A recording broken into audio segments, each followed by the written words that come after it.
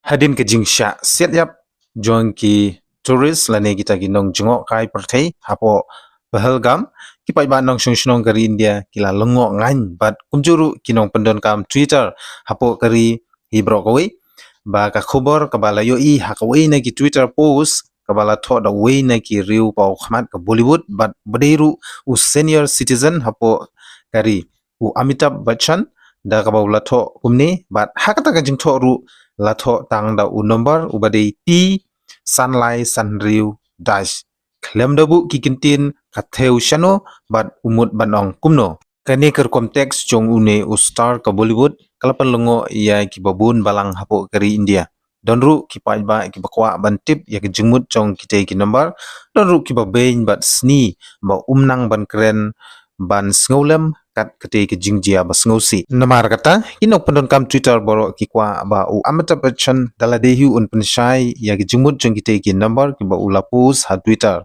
but don kato kane ki message ki ba reply sho u kita gilong silence speaks volume amit ji Kashmir में जो हुआ उस पर एक पोस्ट नहीं not even one post what happened in Kashmir. Sir, you are the senior actor from the film fraternity, yet not a word of condemnation from you on Pahalgam terrorist attack.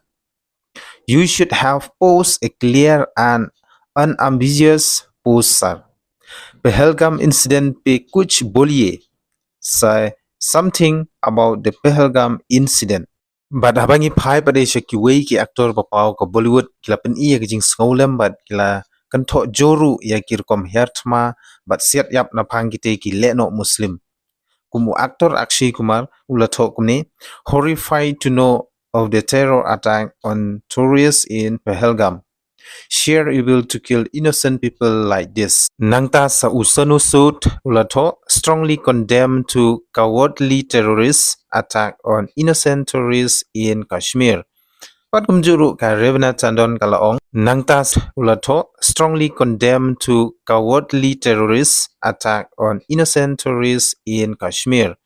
Pat kumjuru ka Revna Tandon kalaong Shanti condolence, shock and angry. No words to express the anguish, prayer and strength to the victim.